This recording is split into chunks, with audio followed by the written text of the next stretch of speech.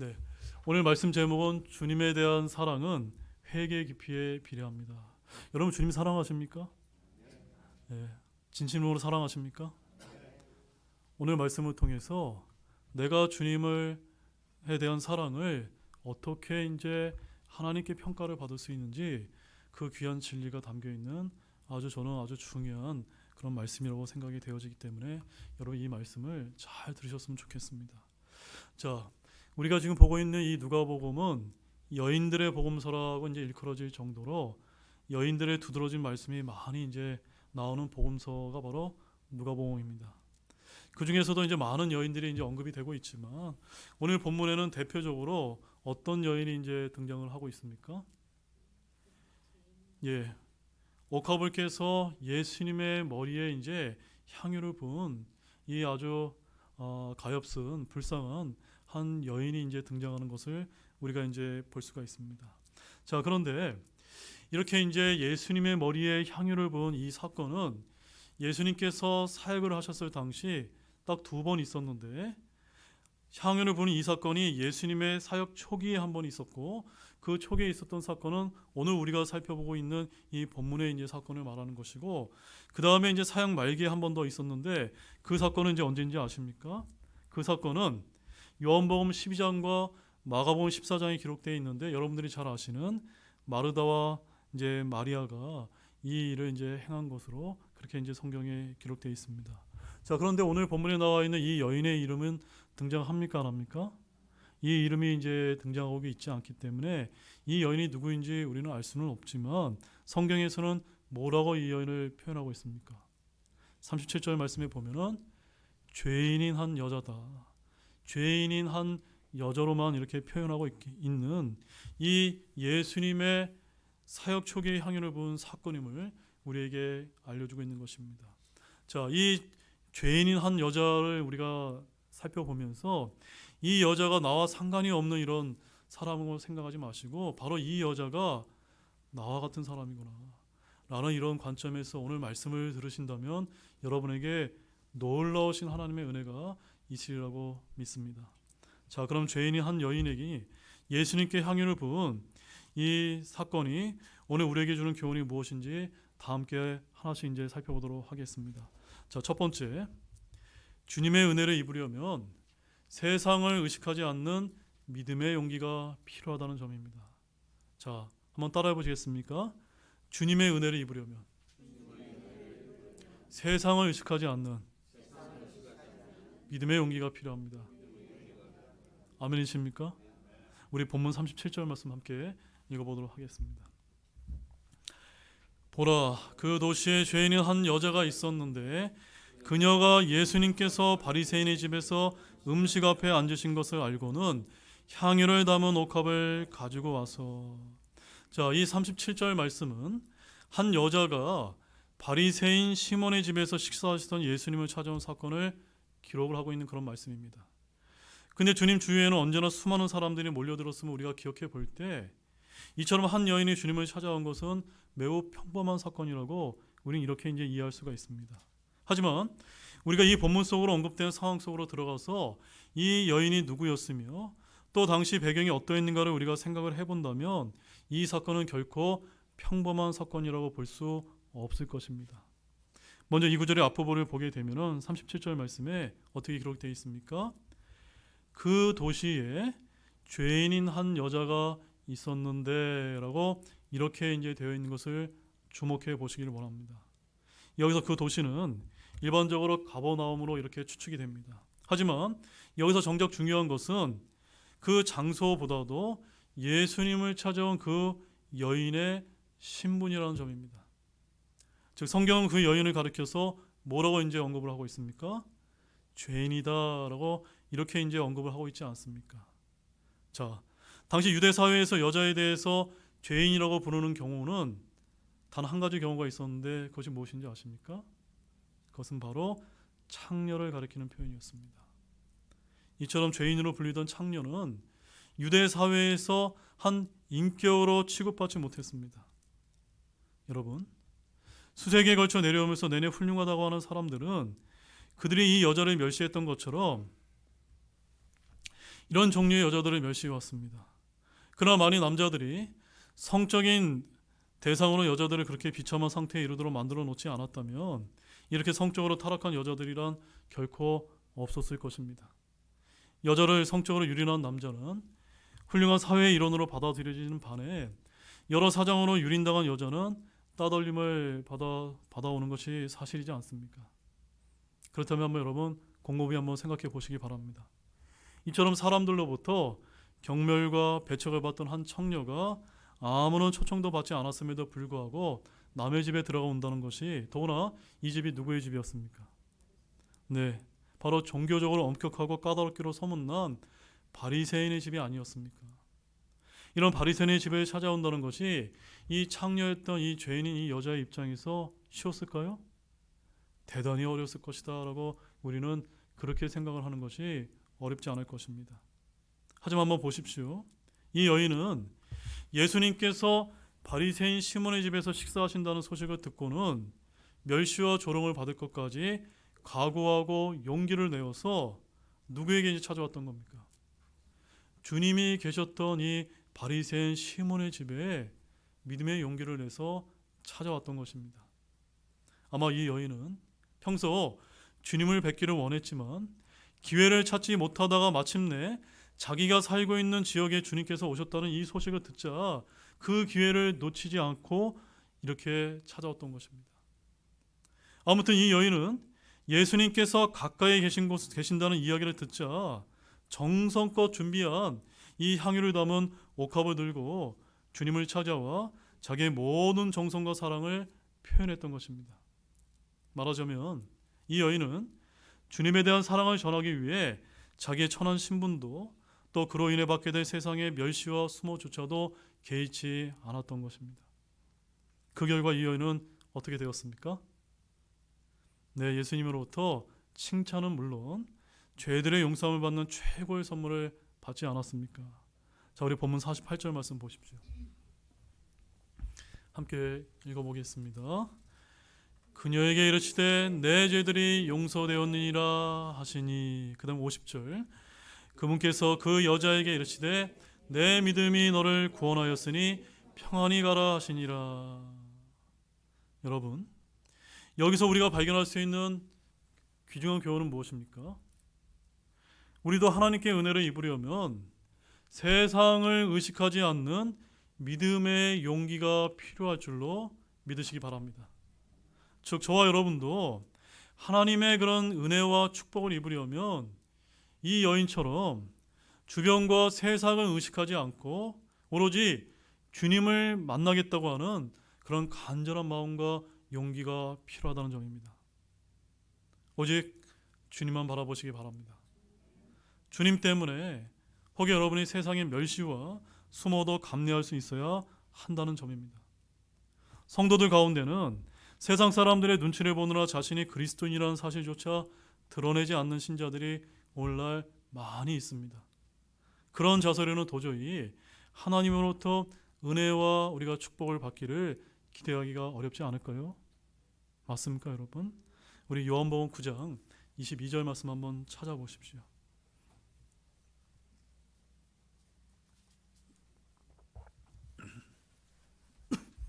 요한복음 9장 22절 말씀에 우리가 이제 봐야 될 아주 귀중한 또 사실이 있습니다. 함께 우리 천천히 한번 읽어보도록 하겠습니다. 그의 부모가 이렇게 말한 것은 그분이 그리스도라고 어떤 사람이 시인하면 그를 회당에서 내쫓기로 이미 유대인들이 결의하였으므로 유대인들을 두려워했기 때문이더라. 네, 이 부모가 예수님을 그리스도라고 시인하게 되면은 이 유대인들 때문에 쫓겨날 것을 어떻게 했다고요? 두려워했다라고 그렇게 말씀을 하고 있는 것입니다. 사랑하는 여러분, 여러분 어떻습니까? 여러분 교회에 나왔을 때만 내가 하나님을 찾아오는 것이 아니라 저기 여러분 주변에 나가 있는 그런 세상에 나가셔도 내가 그리스도인이요, 내가 하나님을 믿는 성도라는 사실을 잘 드러내고 계십니까? 저와 여러분이 어떤 그리스도인이 되어야만 될까요? 우리는 어느 곳에 있든지 세상 사람의 시선이 아니라 오직 주님만을 바라보는 자세로 하나님께 나아가시기를 바랍니다. 이 여인이 받았던 것 같이 주님의 칭찬과 깊은 은혜를 입는 모두가 되시기를 주님의 이름으로 소망합니다. 자, 두 번째는 우리 주님은 어떤 사람을 눈여겨보시는지 아십니까?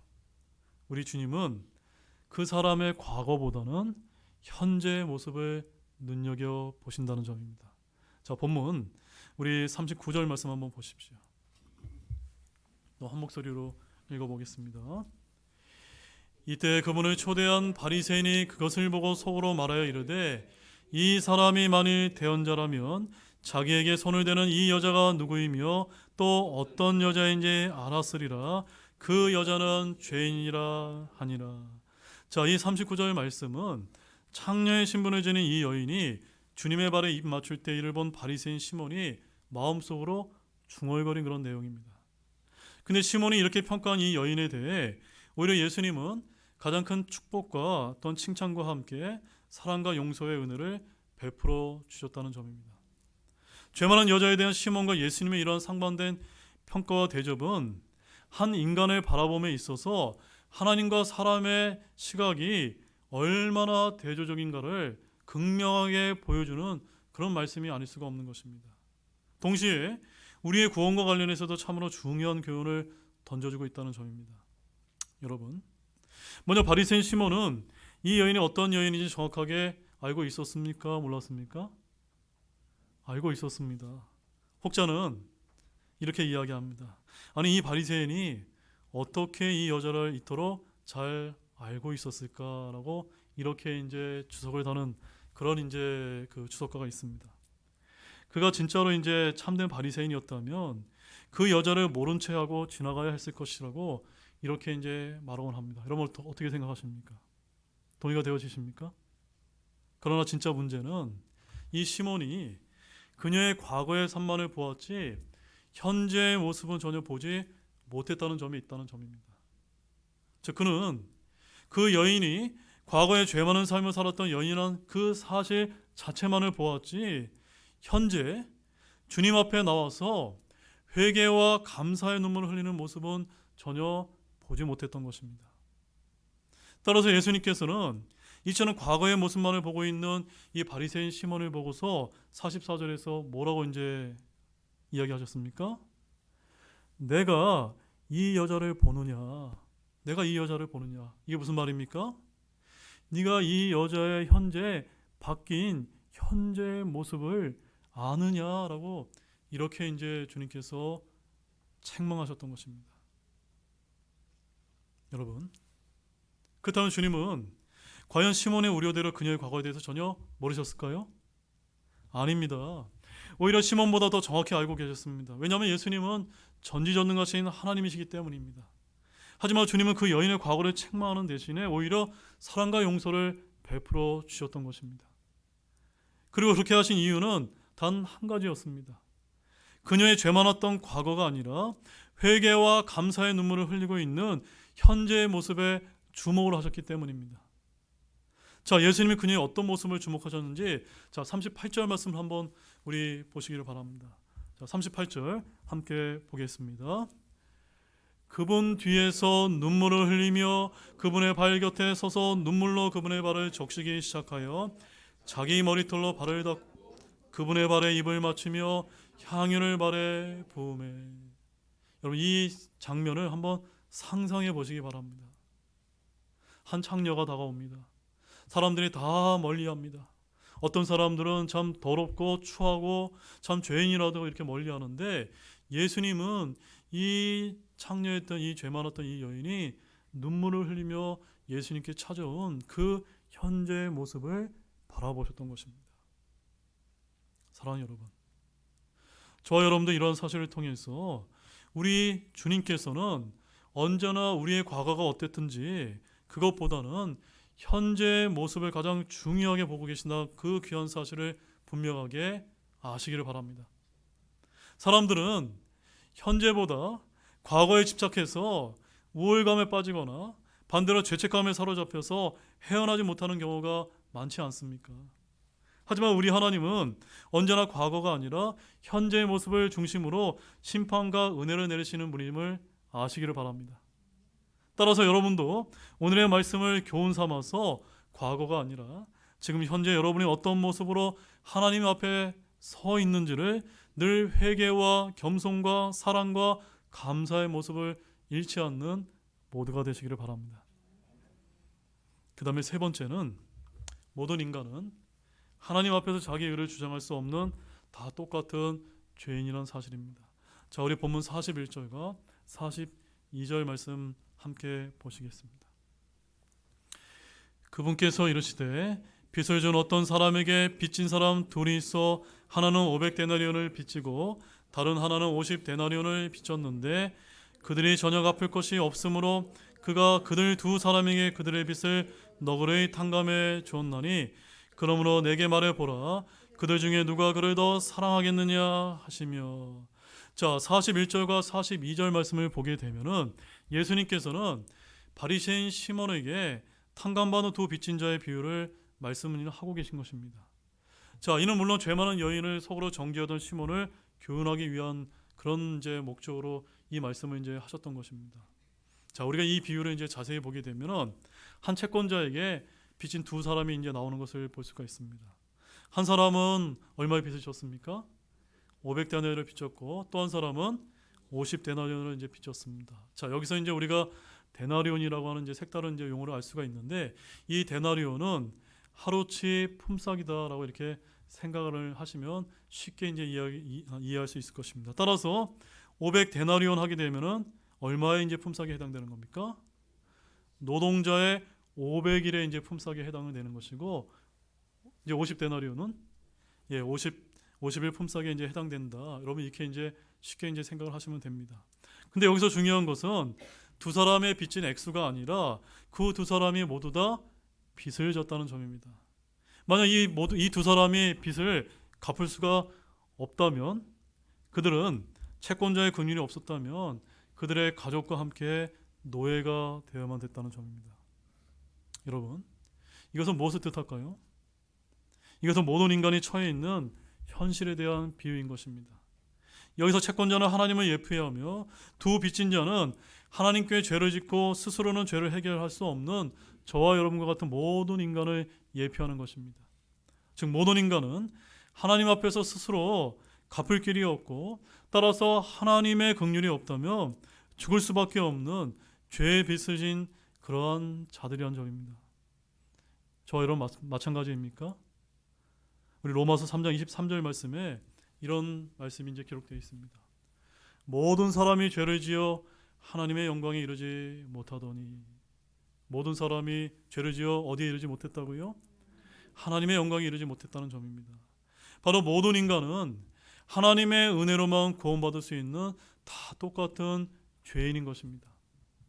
그러므로 누구든지 하나님 앞에서 자신의 상대적인 의를 주장하거나 자랑할 수 있습니까? 없습니까? 없습니다. 따라서 본문의 시몬을 비롯해서 예수님 당시의 바리새인들이 자신들의 의를 자랑하며 회개치 아니하고 오히려 이 죄 많은 여인을 정죄하고 멸시한 것은 하나님 앞에서 자신들의 죄인됨을 망각한 까닭이었던 것입니다. 사랑하는 여러분, 우리가 살고 있는 이 오늘날에도 우리 주위에는 이런 시몬이나 바리새인들처럼 나의 학력을 내세우고 나의 재산을 내세우고 나의 지위를 내세우고 나의 외모와 능력 등 수많은 외적 기준을 세워놓고 다른 사람은 업신여기며 우월감에 빠져있는 사람들이 한둘이 아니지 않습니까? 하지만 아무리 사람들이 자신의 가진 것들을 비교하고 자랑한다 할지라도 그것은 단지 도토리 키재기에 불과하다는 뿐을 여러분 아시기 바랍니다. 즉 하나님의 영광과 비교할 때 이 모든 것은 한낱 지푸라기요 저와 여러분은 모두 다 같이 죄인이요 헐벗고 가난하고 연약하고 추한 자라는 사실을 인정하시기를 바랍니다. 우리 요한계시록 3장 17절 말씀 한번 찾아보시기 바랍니다.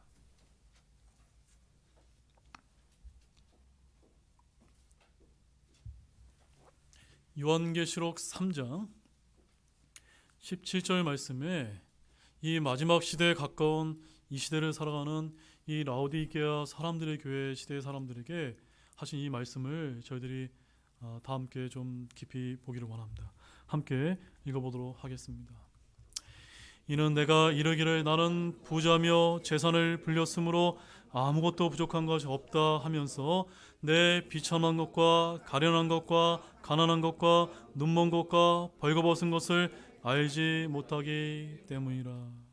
자, 이 말씀은 누가 누구에게 하신 말씀입니까? 바로 예수님께서 라오디게아 사람들의 교회에게 하신 그런 말씀이 아닙니까? 즉 주님이 주인 된 교회가 아니라 사람들이 주인이 된 이 마지막 때 교회인 라오디 교회에 하신 그런 말씀입니다. 바로 이 교회가 오늘날 우리가 살고 있는 이 현대 교회의 모습과 많이 비슷하지 않습니까? 우리는 마지막 때 라오디게아 사람들의 교회를 향한 주님의 책망을 결코 잊지 마시기를 바랍니다. 우리는 세상 사람들처럼 인간의 보잘것없는 기준을 가지고 다른 사람을 업신여기지 않는 그런 성도분들이 되시기를 바랍니다.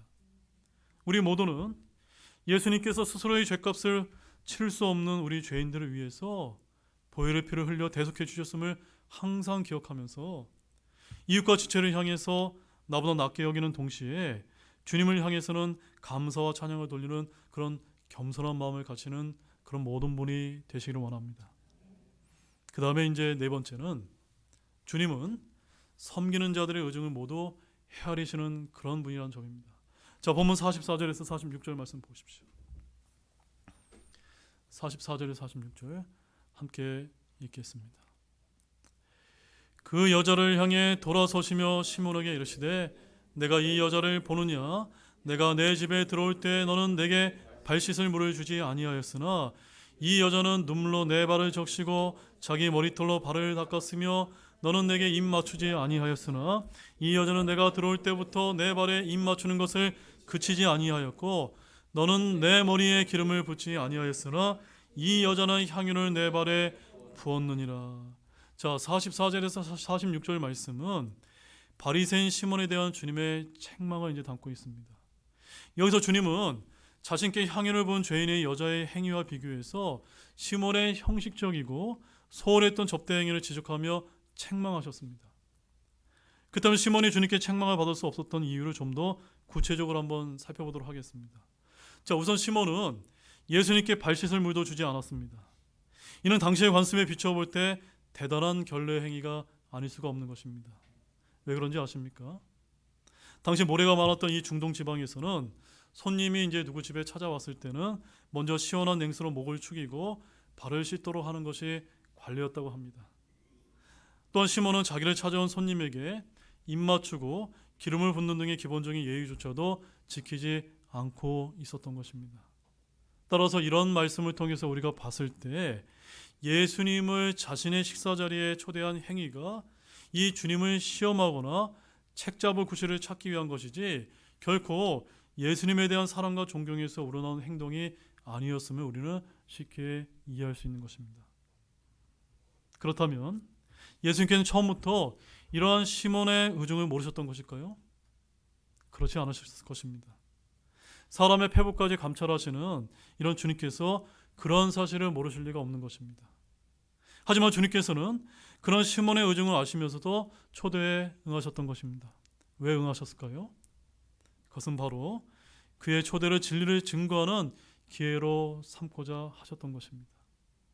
그래야 주님은 시몬의 의중을 아시면서 그가 사랑과 용서에 감사하는 눈물을 흘리는 이 죄 많은 여인을 향해 냉랭한 시선을 던질 때까지 결코 이를 내색하지 않으셨던 것뿐이셨던 것입니다.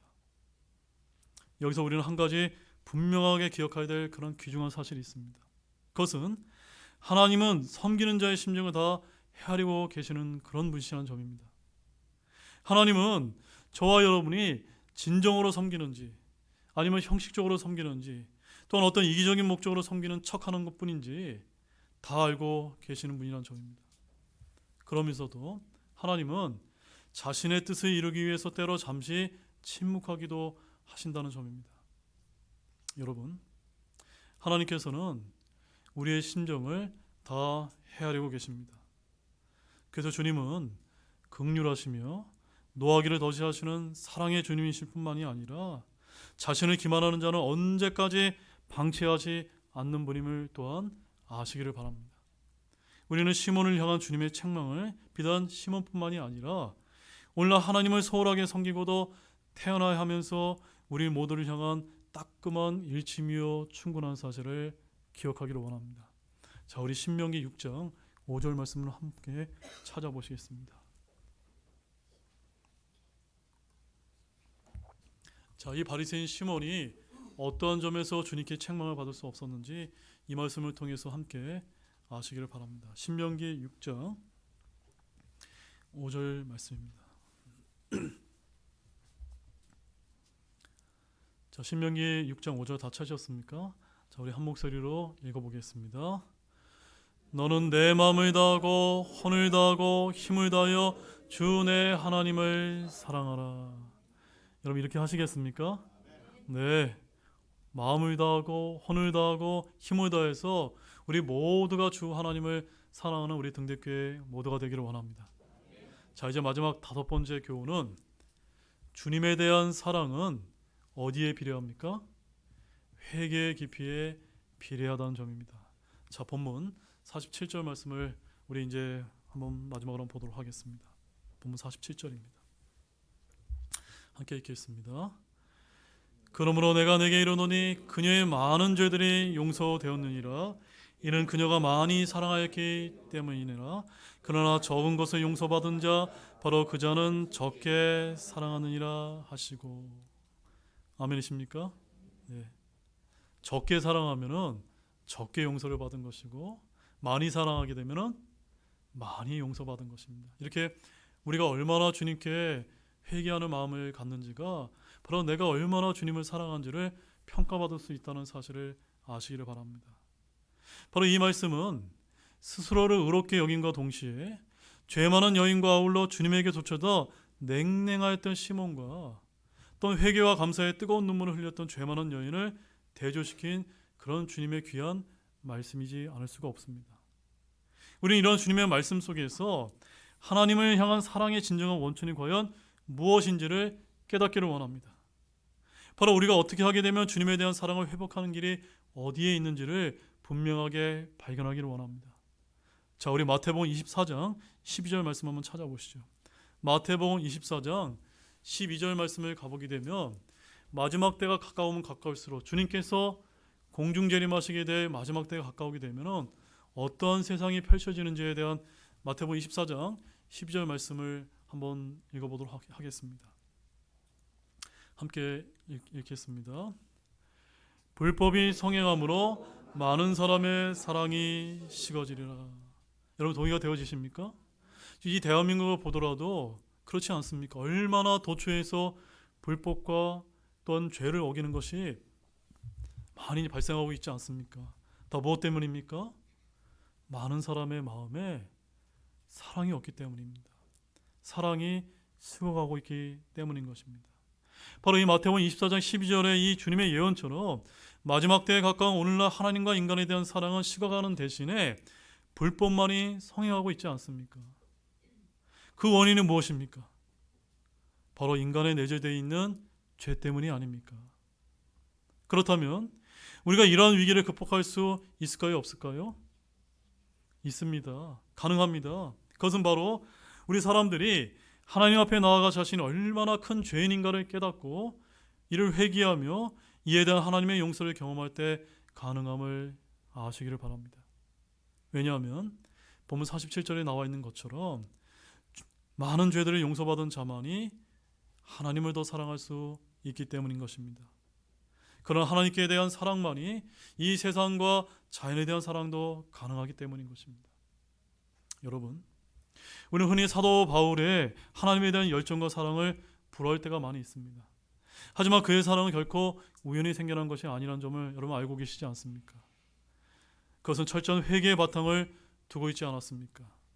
사도 바울은 자신이 교회를 핍박했던 과거의 잘못에 대해서 철저하게 회개를 하게 되었고 이러한 회개의 기초에서 고린도전서 15장 10절에서 이렇게 이제 고백을 하게 됩니다. 하나님의 은혜로 내가 지금의 내가 되었느니 라고 이렇게 고백과 찬양을 하지 않았습니까? 그러므로 사랑하는 여러분, 진정으로 하나님을 여러분 사랑하기를 원하십니까? 날로 폭력적이고 비정해 가면 이 악한 사회를 하나님의 사랑으로 녹여 변화시키기를 진정으로 원하십니까?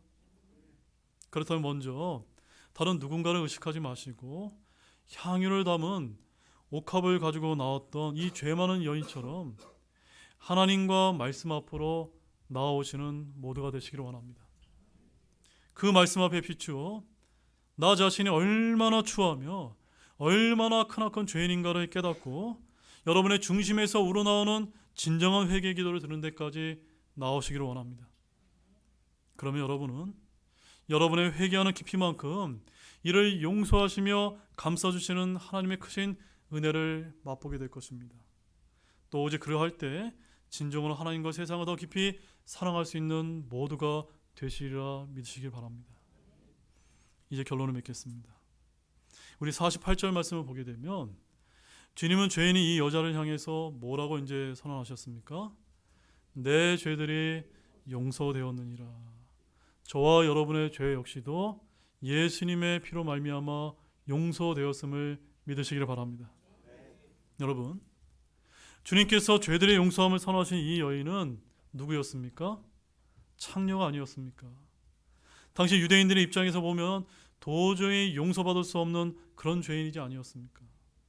그녀는 결코 하나님의 긍휼의 대상이 될 수 없는 그런 여자가 아니었습니까?